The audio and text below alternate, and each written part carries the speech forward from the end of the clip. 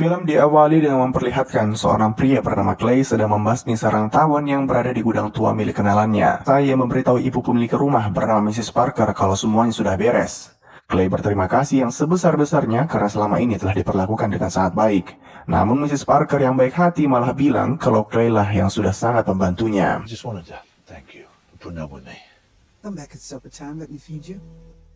Siang itu saat Mrs. Parker sedang bekerja, tiba-tiba di laptopnya muncul peringatan bahwa harddisknya telah terinfeksi virus dan harus segera diperbaiki dengan menelpon nomor yang tertera pada iklan. Sebenarnya kita semua tahu peringatan tersebut hanyalah sebuah scam ataupun tipuan. Tapi bagi lansia seperti Mrs. Parker yang bisa dibilang gaptek, langsung mempercayai iklan yang muncul di layar komputernya. Begitu nomor tersebut dihubungi, ia langsung terhubung dengan pria bernama Garnet. Mekanisme penipuan seperti ini sebenarnya simpel, kecuali para korban mendownload sebuah software yang para penipu sudah sediakan di sebuah web khusus. Dan begitu terinstal, maka para penipu memiliki akses penuh untuk meretas komputer korbannya. My computer's going crazy. Garnet bersama komplotannya sangat senang begitu tahu kalau Mrs. Parker memiliki uang senilai 2 juta dolar. Tapi uang itu sebenarnya bukan miliknya, melainkan milik lembaga amal yang ia kelola. Namun tentu saja Garnet dan kawan-kawannya masa bodoh, yang penting ada duit ya disikat. Para penipu kemudian berpura-pura dengan salah transfer ke rekening milik Mrs. Parker dan minta tolong ditransfer balik. Tujuannya biar mereka bisa memantau password M-Banking milik korban. Dan begitu transfer dilakukan, Garnet dan timnya langsung berhasil mensikat habis seluruh uang di rekening Mrs. Parker. Clay sendiri sejak siang sibuk memanen madu dari peternakannya. Rencananya hasil panen tersebut ia ingin berikan ke Mrs. Parker sebagai rasa terima kasih. Tapi malam itu ketika Clay mendatangi rumah Mrs. Parker, telah terdengar bunyi alarm kebakaran. Karena khawatir rumahnya telah dimasuki seorang perampok, Clay mengambil pisau di dapur untuk berjaga-jaga. Tapi begitu ia masuk ke ruang tengah, dirinya menemukan Mrs. Parker yang telah mati akibat bunuh diri. Di saat yang sama, putri Mrs. Parker bernama Verona, yang kebetulan seorang anggota FBI, tiba-tiba menodongnya dengan pistol, mengira kalau Clay adalah penjahat yang telah membunuh ibunya. I'm so sorry. Suicide. You can't be serious. Setelah diselidiki, mereka yakin kalau Mrs. Parker mati akibat bunuh diri. Tapi tetap saja, Verona tak percaya kalau ibunya bertindak demikian. Begitu Clay diinterogasi, ia pun menjelaskan dengan singkat kenapa ia masuk ke rumah Mrs. Parker tadi. Tapi untuk memastikan dirinya bukan pelaku kejahatan, Clay kemudian dibawa ke kantor polisi untuk interogasi lebih lanjut. Who the fuck are you? I keep these. Pandangan Verona terhadap Clay langsung berubah begitu ia menemukan rekening ibunya semuanya kosong. Ia langsung sadar kalau ibunya habis kena tipu dan itulah alasan mengapa Mrs. Parker bunuh diri. Maka dari itu keesokan paginya, Verona langsung menemui Clay dan meminta maaf yang sebesar-besarnya karena telah menuduhnya sembarangan. Ia bahkan mengajaknya ngopi untuk ngobrol lebih lanjut. Verona bilang selama ini ibunya selalu hidup sendirian, apalagi sejak kakaknya yang seorang mantan marinir meninggal. Saat ditunjukkan fotonya, Clay ternyata memiliki kemiripan dengan kakaknya. Mungkin itulah alasan mengapa almarhumah Mrs. Parker sudah menganggapnya sebagai anak sendiri. Ia juga memberitahu Clay kalau semalam dirinya menemukan fakta bahwa ibunya habis kena tipu. Belum lagi, semua uang yang dicuri adalah uang amal yang ibunya kelola. Sebagai anggota FBI, Verona sudah meminta temannya untuk mencari tahu lokasi dari para penipu. Tapi FBI sekalipun tak bisa menemukannya. Kalaupun ditemukan, rata-rata perusahaan penipu seperti itu selalu lolos dari jeratan hukum. Clay kemudian membongkar salah satu kotak sarang lebahnya dan mengambil sebuah paket yang berisikan ponsel khusus untuk menelpon kenalannya. Ia meminta tolong agar temannya ini mencari tahu di mana lokasi dari orang-orang yang telah menipu Mrs. Parker. Dan cukup beberapa jam kemudian, temannya berhasil mendapatkan info yang diinginkan. Tapi tunggu dulu, siapa mereka? Kalau sekelas FBI aja gak mampu menemukan para penipu tadi, mengapa kenalan Clay bisa melakukannya dalam sekejap? Singkat cerita, begitu tahu lokasi dari para penipu tadi, Clay langsung ke sana dengan membawa 2 buah jerigen berisikan minyak. Ketika ditanya para penjaga di sana mau ngapain, Clay dengan santainya bilang ingin membakar habis seluruh gedung mereka. Awalnya mereka pikir Clay cuma bercanda sampai tiba-tiba. There's gonna be a fire. Okay. Begitu naik ke lantai atas, ia kemudian menyuruh para penipu untuk mengikuti kata-katanya bahwa mulai sekarang mereka semua akan berhenti mencuri. Tapi tentu saja yang ada Clay malah ditertawakan. Maka dari itu, ia menghajar salah satu pegawai yang menertawakannya. Repeat after me.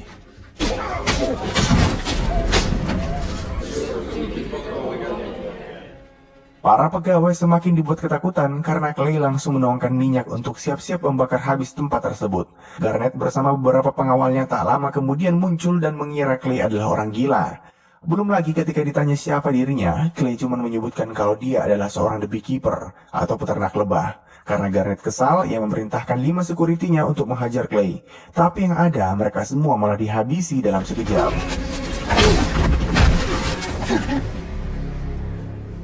Clay kemudian memasang 2 bom yang sudah dimodifikasi, di mana ketika ada telepon dari calon korban yang masuk ke saluran mereka, maka bom itu otomatis meledak dan akhirnya kantor tersebut hancur lebur.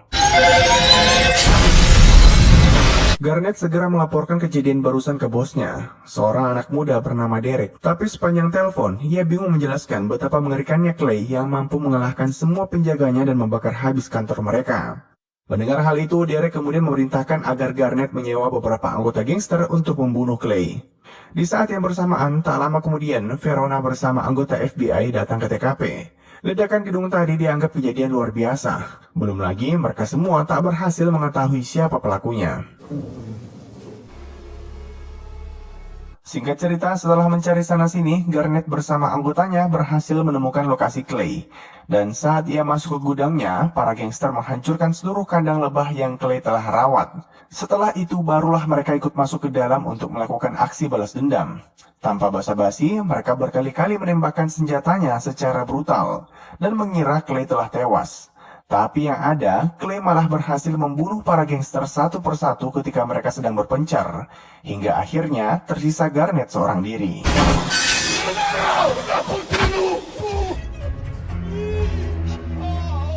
Kita berpindah ke Verona yang setelah menyelidiki lebih jauh, dia menyadari kalau gedung yang Clay bakar merupakan markas dari orang-orang yang telah menipu ibunya. Dan di tengah interogasi, tiba-tiba ia dikabari bahwa gudang di samping rumah ibunya juga baru saja mengalami kebakaran. Begitu sampai sana, mereka menemukan beberapa mayat yang telah hangus. Setelah diidentifikasi, ternyata salah satunya masih merupakan pegawai Garnet. Di sini, Verona dan temannya menyadari kalau ciri-ciri pelaku yang orang-orang sebutkan percis seperti Clay. Apalagi mereka mendengar kalau pelakunya bilang dirinya adalah seorang peternak lebah. Garnet sendiri saat di pertengahan jalan tak berhenti menangis akibat kehilangan beberapa jarinya. Ia kembali mengabari Derek bahwa aksi mereka berujung fatal. Derek pun semakin penasaran siapa orang yang berani menghancurkan salah satu bisnisnya. Garnet bilang yang ia tahu Clay hanyalah seorang peternak lebah. Dan di tengah percakapan, tiba-tiba Clay kembali muncul. Tanpa cincai, Garnet kemudian diikat ke sebuah tali yang terhubung ke mobil milik Clay. Lalu mobil itu langsung dijebloskan ke danau. Clay kemudian melanjutkan telepon Derek dan berjanji akan membunuhnya. Mendengar hal itu, Derek panik dan meminta bantuan salah satu komisaris di perusahaannya bernama Wallace, yang kebetulan mantan direktur CIA. Melihat banyaknya korban yang telah mati, plus pelakunya cuma bilang dirinya adalah seorang beekeeper, membuat Wallace ketakutan. Dia bilang, seandainya memang benar Clay adalah the beekeeper, maka nyawa Derek tak bisa lagi diselamatkan. Mendengar itu, Derek semakin bingung siapa Clay sebenarnya, dan apa itu the beekeeper, yang nanti akan terjawab di pertengahan film. Oh, there's nothing I could do or anybody else to stop it. You're scared? Yeah, right, I'm scared. Bukan cuma Derek yang berusaha mencari tahu jati diri Clay. Verona dan temannya juga mencoba melakukan hal yang sama, namun temannya bilang Clay seakan-akan terbang di bawah radar selama ini. FBI tak bisa menemukan info apapun terkait masa lalunya, seakan-akan memang sengaja disembunyikan. Tak lama kemudian, mereka berdua kembali mendapat info kalau jasad Garnet ditemukan di sungai, dan membuatnya semakin yakin kalau Clay memang bukan orang sembarangan. Sebenarnya, Wallace tidak ingin melawan Clay, tapi karena ibu Derek menelponnya secara personal, ia terpaksa harus mengusahakan yang terbaik untuk menyelamatkan putranya. By the way, ibu Derek adalah seseorang yang sangat powerful, tapi kita belum diberitahu apa jabatannya. Nah, singkat cerita, Wallace kemudian menelpon direktur CIA saat ini, dan minta tolong untuk mencari tahu apakah benar Clay adalah salah satu dari anggota The Beekeeper. Mendengar kata The Beekeeper membuat si direktur CIA langsung keringat dingin. Dan dalam beberapa jam kemudian, si direktur kembali nelpon untuk menyampaikan bahwa Clay memang anggota The Beekeeper, tapi telah pensiun. Untuk membantu Wallace mengatasi masalah ini, mereka segera mengirimkan anggota Beekeeper lainnya untuk membunuh Clay. Malam itu saat Clay sedang singgah isi bensin, tiba-tiba dirinya didatangi oleh The Beekeeper. Wanita ini membawa senjata yang cukup besar dan menembak secara brutal. Beekeeper yang sekarang belum lama direkrut. Sedangkan Clay sudah puluhan tahun dan menjadikannya sangat berpengalaman di setiap medan pertempuran. Dan pertarungan sengit pun tak terhindarkan.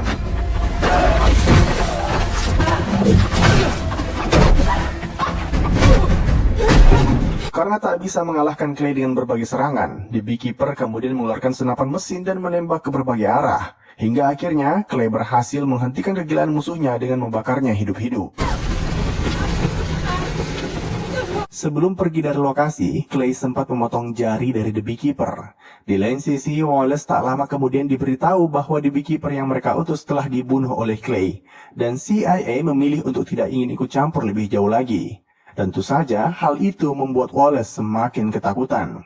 Namun, sebelum memulai aksinya, Wallace memberitahu kalau ada sebuah program yang selama ini dirahasiakan oleh negara. Bahkan dia juga baru tahu ketika dirinya menjadi direktur CIA. Dan program itu bernama The Beekeeper. Kata Wallace, fungsi The Beekeeper hanya satu, yaitu menjaga kestabilan sistem yang telah dibangun, yang diibaratkan sebagai sarang lebah.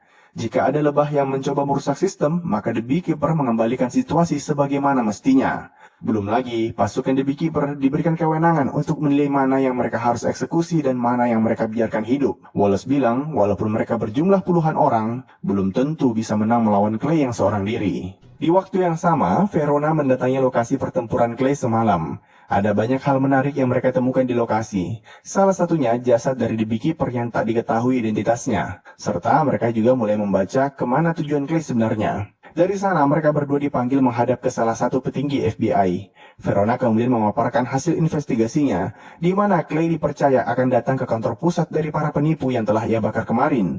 Clay berencana untuk membakar habis server utamanya. Maka dari itu, untuk menangkap Clay, Verona meminta FBI mengirimkan bantuan tim SWAT ke lokasi. Di mana Clay saat ini? Ia sedang mampir ke markas The Beekeeper. Jari yang tadi ia potong ternyata berfungsi sebagai akses masuk ke sana. Di dalam markas terdapat berbagai macam senjata serta komputer khusus yang Clay gunakan untuk mencari lokasi kantor pusat dari para penipu yang saat ini terletak di Boston. Singkat cerita, tempat yang Clay ingin hancurkan saat ini telah dikepung oleh pasukan gabungan dari FBI plus pasukan private security yang Wallace telah sewa. Setelah berdebat, mereka membagi tugas, tim SWAT menjaga di bawah sedangkan pasukan Wallace berjaga di atas. Nah, di situasi seperti ini, kalian mungkin berpikir Clay akan menyusup dari pintu belakang dan sebagainya. Tapi ternyata, ia langsung masuk dari pintu depan. Tiba-tiba menyusup di antara tim SWAT yang sedang berdiskusi tentang cara menangkap dirinya sendiri. Need to tame this guy.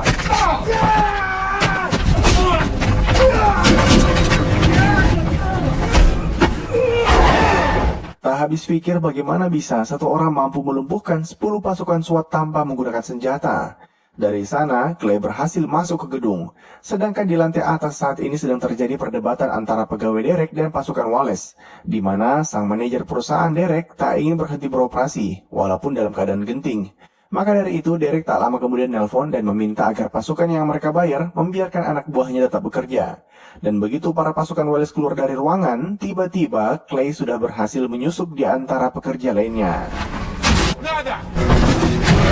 Kehadiran Clay tak lama kemudian disadari oleh para pasukan khusus. Ia ditembaki habis-habisan, namun Clay langsung segera kabur untuk bersembunyi. Jumlah musuh yang terbilang banyak membuat Clay harus mencari cara untuk menghabisi mereka sekaligus. Di scene ini, kita kembali diperlihatkan bahwa sekelas mantan pasukan khusus bukan tandingannya. Dengan cepat, Clay berhasil mengalahkan pimpinan pasukan yang Wallace kirim.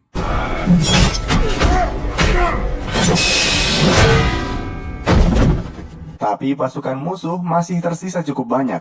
Maka dari itu, Clay kembali memasang sebuah perangkap berupa tali baja ke sekitar lift, lalu memancing mereka semua untuk masuk ke sana. Begitu musuh terpancing, mereka semua mencoba menembak Clay secara bersamaan. Namun lift tersebut ternyata telah Clay pasangi bom.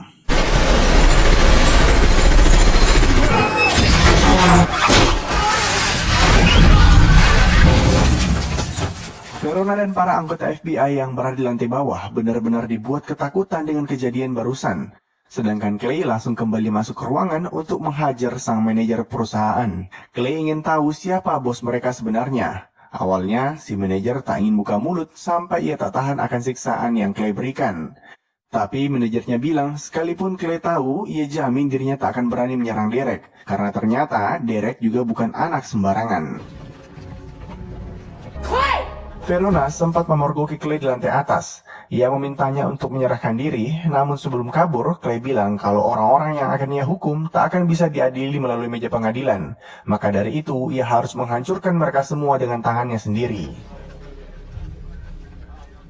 Wiley. Holy shit. Karena timnya kalah, Wallace kemudian bilang satu-satunya cara untuk melindungi Derek saat ini adalah bersembunyi di balik kekuasaan ibunya. Karena ibu Derek ternyata adalah Presiden Amerika Serikat. Verona dan temannya juga telah menyadari kalau Derek adalah target selanjutnya. Maka dari itu, ia memberitahu pimpinan FBI untuk berjaga-jaga karena keluarga Presiden sedang dalam bahaya. Tapi penyelidikan Verona tak sampai sana. Ia juga berhasil mengungkap kebusukan perusahaan Derek yang keuntungannya selama ini ternyata digunakan ibu Derek untuk berkampanye. Tidak menutup kemungkinan Presiden juga bisa ikut dihabisi oleh Clay karena telah menikmati uang haram.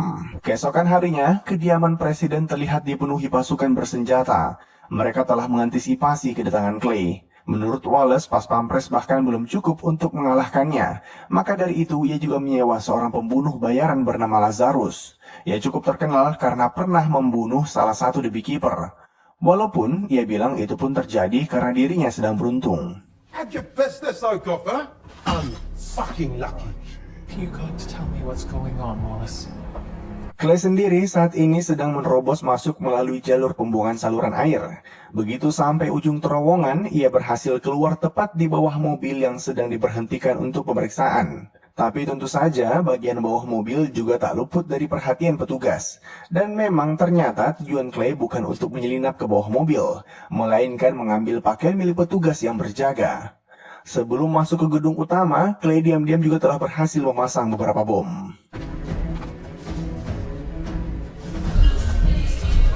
Di dalam rumah, saat ini sedang diadakan pesta untuk para konglomerat. Saat asik ngobrol dengan para tamu, tiba-tiba Derek dipanggil ibunya untuk bertemu petinggi FBI, membahas terkait sumber dana ilegal yang selama ini masuk ke perusahaannya. Derek terlihat panik karena ternyata selama ini ibunya juga tidak mengetahui kalau anaknya telah menipu banyak orang. Rest everywhere. Everyone wants to leave a better world. Clay sendiri tiba-tiba memancing semua orang untuk menyadari kehadirannya. Tentu saja mereka semua sangat kaget karena tak menyadari gedung telah disusupi. Clay mengarahkan semua orang untuk memburunya keluar ke dekat taman. Dengan sengaja mengumpulkan mereka sekaligus dan saat Lazarus sudah akan membunuh Clay, tiba-tiba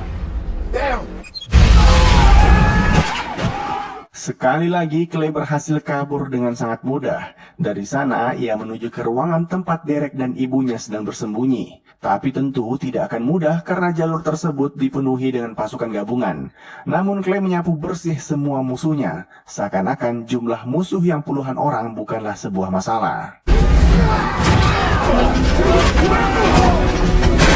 Derek saat ini sedang berdebat hebat dengan ibunya. Mereka berdua juga terlihat cukup panik setelah diberitahu kalau Clay sedang menuju ruangan mereka. Tapi sebagai seorang pimpinan yang jujur, ibu Derek bilang mereka harus bertanggung jawab akan semua perbuatannya, termasuk jika harus ditahan oleh aparat hukum sekalipun. Tell the truth. Kita berpindah ke Clay yang setelah berhasil mengalahkan para pasukan SWAT kembali harus berpapasan dengan Lazarus. Pertarungan keduanya cukup sengit mengingat Lazarus juga bukan orang sembarangan. Ia memiliki power yang cukup kuat hingga berhasil menusuk perut Clay. Tapi tentu saja si botak overpower selalu mampu menemukan cara untuk menghabisi musuhnya.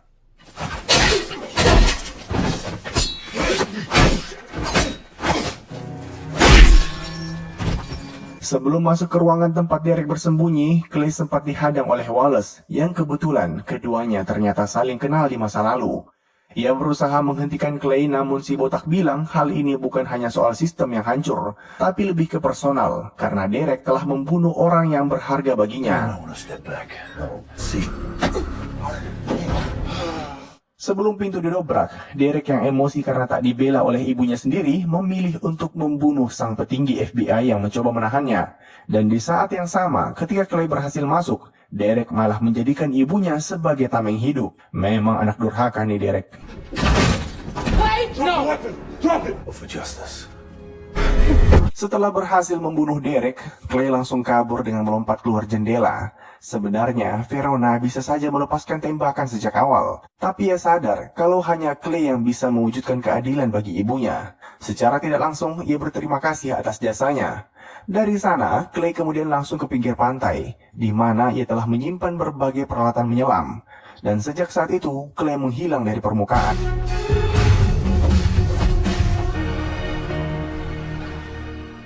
Dan dengan begitu, film pun tamat.